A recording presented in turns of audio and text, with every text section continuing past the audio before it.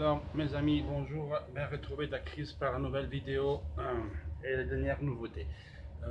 Comme première chose, avant de reprendre le match d'hier face à Lyon, je vous parle d'Antonello Alessandro qui deviendra le nouveau administrateur délégué de la société. Il remplace Lee qui était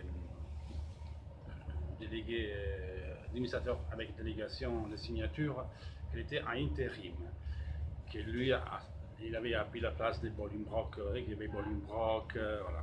Maintenant, donc Alessandro Antonello prendra ses mentions début septembre. Pour l'instant, c'est Falconer qui va le remplacer. Et voilà. Et Alessandro Antonello, faisait la même chose avec Puma Italia. Donc c'est un dirigeant italien très compétent, un grand ménagère et surtout c'est un supporter de l'Inter. Donc voilà que s'enligne outre que l'aspect sportive est en train de réorganiser l'aspect de la sociétaire, de notre équipe. Donc ces deux choses ils sont parallèles. Gestion sportive, gestion sociétaire. Donc Alessandro Antonello, c'était un grand manager. Bon, je ne suis pas un spécialiste, mais de ce que je lis sur lui, je vais voir ce qu'il faisait. C'était Steven Zang qui a voulu fortement prendre Alessandro Antonello, donc, qui était déjà dans l'Inter et tout ça. Donc, bon, bref, c'est un grand supporter de l'Inter, c'est un grand manager, et c'est à lui qu'il aura ces mentions très importantes d'administration avec délégation de signature, donc pour les affaires sociétaires de l'Inter, marché, pas marché. Sur le match d'hier face au Lyon, il y a à dire que Lyon, ça fait dans 2 semaines, ils commencent le championnat, donc ils ont 2 semaines en plus de répart de boulot par rapport à nous. Notre première mi-temps, même les deux côtés, hein, c'était un regardable première mi-temps. Il n'y avait pas eu de match, quoi. Quasiment rien du tout. Pas d'occasion, pas rien de rien. C'était minable la première mi-temps. Donc la première mi-temps, j'ai retenu, excusez-moi, il y avait un bruit. J'avais retenu comme bon dans les meilleurs, c'est bien mieux comporté après moi Borja Caballero qui est déjà dans le mécanisme de jeu, donc c'est déjà on peut pas se passer de ses services. Je vais m'y rendre bien concentré et Murillo ne s'aimait pas, il était bien aussi. Bon, Murillo après c'est un de ces joueurs qui il est sur la sellette de sortie ou doit rester, on ne sait pas. En tout cas, hier on a bien joué, donc pas de problème à admettre. Son problème, c'est qu'il n'a pas sa continuité. Je veux le voir sa continuité, je veux le voir à long de la saison. Pour le moment, c'est un match amical, donc il ne faut pas non plus. Ça reste un match de préparation. Puis mi-temps, pas terrible, un peu comme avec Schalke. Et beaucoup mieux la deuxième mi-temps, où toute l'équipe s'est proposé beaucoup mieux. Tout le monde a bien joué, toute l'équipe, même Arnaud qui a conduit à rentrer la vie des marqués. Bref. Et je veux souligner la prestation des 3 joueurs qui sont sur le départ. C'est-à-dire Terzic, Jovetic et Gabigol. Autant l'autre fois, je vais critiquer pas mal Gabigol. Hier, il a fait à peu près les mêmes choses. C'est-à-dire qu'il a tendance à faire toujours en trop. Il va trop se mettre en évidence. Pourquoi je comprends qu'il n'a jamais joué, ils vont montrer ce qu'il fait, ça faire, mais au moins il était un peu plus au service de l'équipe déjà. Et c'est ce que j'apprécie, qu'en tout cas, là, lui, au moins lui, il a envie de jouer à l'Inter. À différence d'autres joueurs qui n'ont pas envie, lui, il a envie. Lui, il a très envie de jouer à l'Inter. Vraiment, c'est ce qu'il veut. Après, bon, les trois, Jovetic, il a fait une action et il nous a fait le slalom à la Alberto Tomba, vous savez, le ski. Il a fait un peu, il voulait faire, en fait, il était jaloux et il voulait faire le but de Neymar. Et c'était la même chose. Hein. Dommage que la balle est rentrée, le goal l'a arrêté. La même action. Il a fait une belle passe. Il a mis Gabigol face au gardien. Après, il a marqué un but. Je retiens aussi João Mario, parce qu'il a joué quasiment tout le match. Signe que Spalletti il compte beaucoup et il mise beaucoup sur lui. Même s'il n'a pas fait des grandes choses, la deuxième mi-temps, elle était beaucoup mieux. La c'est haut, c'est bas, mais c'est un joueur qui il voit le jeu, il fait bon, mis à part la passe décisive, il a fait des super belles choses contre le Schalke, donc ça confirme, ça confirme. Et c'est un joueur, ça, que j'espère qu'on peut retrouver, parce que ça sera sans doute un nouvel achat pour nous, très important, très important. Chose négative de ce match-là, Candreva, absolument un poisson de l'eau, je ne sais pas ce qu'il fait. J'ai l'impression que quand il faut faire une chose, il doit faire une chose, il en fait une autre. Il doit faire une passe et il va te dribbler. Il doit faire une passe en vertical et il doit la faire horizontale. Il faut centrer de première intention, il commence à rentrer pour centrer un ballon. Donc, moi, je ne discute pas sa sagace tactique qu'il peut avoir. Parce que le joueur, tactiquement, quand il va, ça ne discute pas. Tactiquement, il sait ce qu'il doit faire. Par contre, après, entre la tactique et le match, il y a d'autres choses à faire. Et tu ne peux pas être que tactique, tu dois faire la différence. Nous, on a besoin d'un mec qui pointe le défenseur, il rentre dans la surface, essaie de frapper, essaie de créer une supériorité. Lui va sur le côté et puis bim, papa, mais je dribble, je centre, je pense sur la gueule au défenseur, basta. Joue facile, bon, Mino, joue facile. Et pour rapport à lui, je dis aussi que c'est clair que ce n'est pas le ailier ou l'attaque d'externe idéal pour le jeu de Spalletti. Spalletti, c'est là le choix, Ivan de Candreva, il garde Perisic. Perisic, je nomme Perisic non parce qu'il a fait des choses extraordinaires, mais il est rentré comme il faut. Avec Spalletti, quand tu rentres, tu dois aller au fond. Si tu ne vas pas au fond, tu mets une croix dessus et tu restes en tribune. Donc au moins, qu'il doit partir, il peut partir. Il est rentré avec la tête juste, il a mouillé le maillot, il s'est donné à fond. Après, si tu fais une erreur des passes, ou même, je ne juge pas Gabigol parce qu'il passe au goal, il a manqué, il a loupé le but. Ok, ça m'érage, c'est dans un match officiel, ça se termine là. On ne juge pas un mec, s'il marque un but, si ne le marque pas, c'est un goal, il fait une boulette, c'est partie du jeu. Faire un boulette, faire un super but, le rater, marquer un penalty, le arrêter penalty, c'est pas ça qu'on juge. En tout cas, Perisic, il est bien rentré dans le match. Donc, bien. Autre note négative, c'est Gagliardini. Ok, on dit les grands, ils doivent rentrer. Putain, les gars, ils ne font pas une seule. Moi, je rentre comme ce garçon. Je lui reconnais des qualités. Mais je vais dire une chose. L'année dernière, c'est la première ligue qui faisait l'Atalanta. Il n'a jamais joué. Il y avait 2 ans en Serie B, il était remplaçant en première chose. Bon, c'était blessé 2 fois dans l'année, donc là, il fait 5 matchs en deuxième division. Donc, j'espère pour nous que ce joueur-là n'ait pas été survalu. Voilà. J'espère pas. On a trop évalué ce joueur. Ça reste un bon joueur. Cédric est grand, il a un physique costaud, donc il faut tout le temps pour des joueurs avec ce physique-là. Donc, je ne le juge pas. Je dis qu'au moment. Après moi, c'est Vecino, il va arriver. Bon, là, je viens de dire qu'il fait les visites médicales aujourd'hui, selon Libero, que c'est un genre italien. Moi, je pense qu'il le fera la semaine prochaine, il sera officialisé, parce que l'Inter va rentrer samedi, donc il joue samedi, ils rentreront dimanche lundi à Milan, donc tout Sabatini et Usilio va rentrer aussi. Donc, je pense que lundi, mardi, il sera bien présent à Piano Gentile, donc sa visite médicale, il sera à disposition de Spalletti. Et moi, je crois en ce moment que ce sera Vecino, Borca Valero et Joe Mario, c'est les 3 qui vont jouer initialement.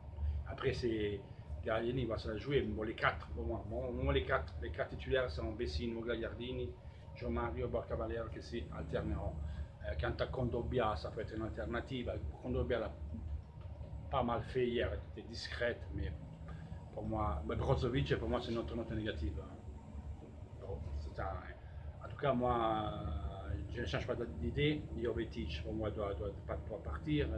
Kondogbia doit partir. Parce qu'elle a marqué hier, on le garde. Parce qu'elle a fait une dribble, on le garde. C'est pareil, je ne juge pas avec ses manques. S'il marque ou se marque pas un but, Jovetic, je ne discute pas ses qualités. C'est un joueur extra. Techniquement, on n'a rien à dire. Ce mec-là est très fort. Le problème, c'est le mental. Il fait des matchs top et des matchs pas top. À Séville, c'était pareil. Il a commencé très fort, il a eu un moment qui a baissé, il est remonté. Et toujours, nous, on a besoin de pas. En fois, on est là, en fois, on est là. Moi, je veux ça. La courbe doit être ça. Après, s'il y a des pics, de temps en temps, c'est mieux. Il y a des gros pics. Mais jamais descendre. C'est ça qu'il a besoin de l'Inter. Donc, lui, Brozovic et les Slaves en général, ils sont comme ça. Donc, ils sont particuliers. Donc, voilà. pourquoi moi je voudrais qu'il partirait. Après, son gars Akenreva, vous savez, moi, Gabigol, je ne bande pas pour lui. J'ai toujours dit qu'il a des qualités pour devenir un très bon joueur. Pas un top, mais un très, très bon joueur. Les très bons joueurs sont toujours acceptés à l'Inter. Parce que qui a des pieds éduqués, comme moi je dis, et pas vilaine, qui est embauché, ils ont des pieds carrés là, les médelles. Voilà, ça c'est le pied des. Ça c'est le pied des. Ça c'est les pieds des Condobiens. Voilà, carré. Ils marchent, quand ils font des passes, ils n'arrivent pas. Pareil, c'est Medel, pareil d'Ambrosio, pareil Nagatomo, bien ils ont un pied carré, comme on fait.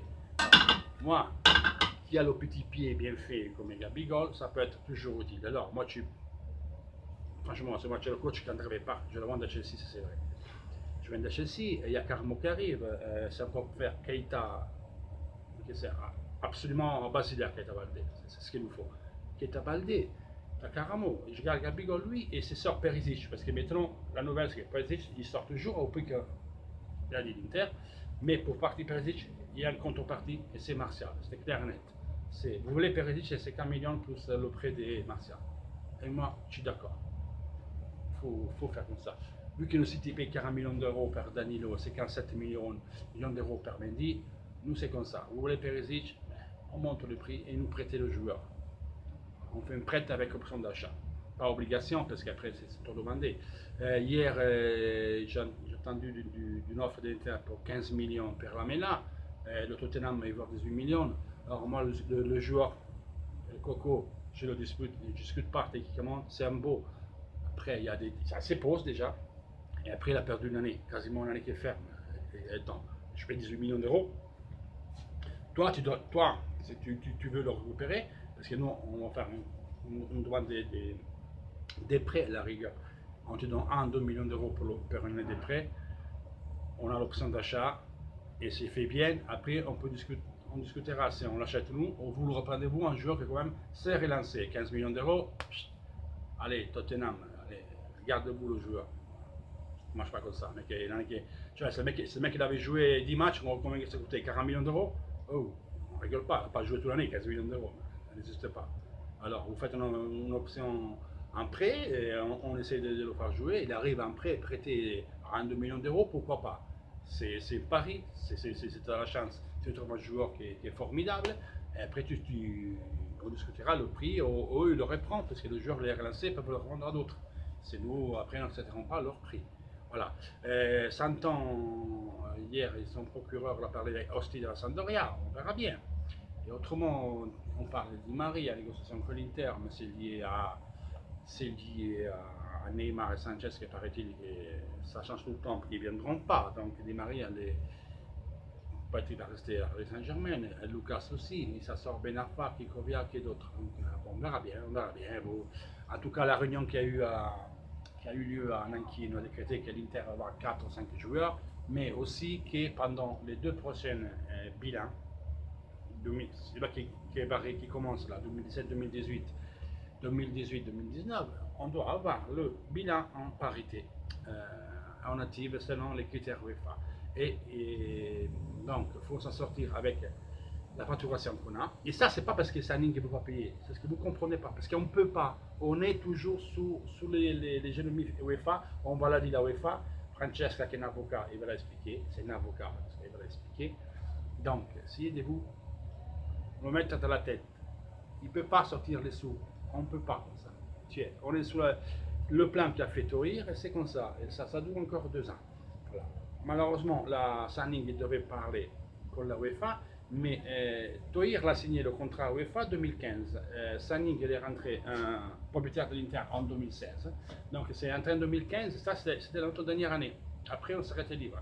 Comme elle a signé en 2016, c'est 3 ans avant de retourner à la UEFA et discuter avec la nouvelle propriété. Toi, en tant que nouvelle propriété, on l'a déjà expliqué, je ne veux pas rester encore ici, on va leur expliquer. Voilà, donc il faut 3 ans. Donc voilà, 2015-2016, 17-17, 17-18, 18-19. Parce qu'en 2016, Sanning est arrivé, donc c'est 3 ans. Malheureusement, c'est 3 ans. Avant de rediscuter, il s'appelle un settlement, bon, comment ça s'appelle, c'est le nom anglais, moi l'anglais je suis nul. Settlement, agrément, tout comme ça. En tout cas, c'est un truc que tu vas discuter. Une fois que tu rentres tu achètes une nouvelle société et il y a déjà un accord, comme c'était notre cas avec le UFA, faire un plan de rentre. Une fois que tu as tout réglé, 3 ans après, tu as respecté tes paramètres, tu peux discuter pour pouvoir investir librement. Voilà. Donc nous, c'est les 2 prochaines. Là, on a fait ce qu'ils nous ont dit.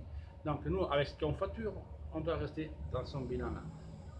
Qu'est-ce qu'il faut faire pour avoir des sous?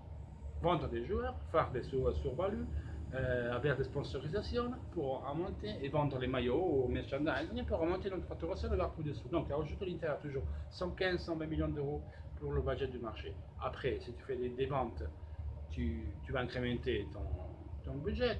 Ça, c'est tout. Donc, à Spalletti, ils ont dit qu'avant le 30 août, il y aura 4-5 joueurs qui arriveront. Donc, lui, il est tranquille, il n'est pas énervé. Et hier, il avait bien envoyé chez les journalistes. Enfin, moi, je suis nerveux, mais quand vous avez nerveux, mon visage, moi, je suis pas. C'est vous que vous êtes nerveux, que vous en mettez des choses. Moi, je suis tranquille. Je suis tranquille avec mon club. On a parlé, on sait ce qu'on veut, qui doit arriver. Je suis absolument tranquille. Voilà, j'ai mes 4-5 joueurs d'ici fin août. Voilà, il n'y a absolument pas d'énergie. Voilà les gars, ça c'est la vidéo. Donc je vais en refaire parce que hier j'écoutais de la musique, mais j'étais pas fort. Mais dans la vidéo, ça semblait que j'étais dans une boîte de discothèque, même pas de discothèque.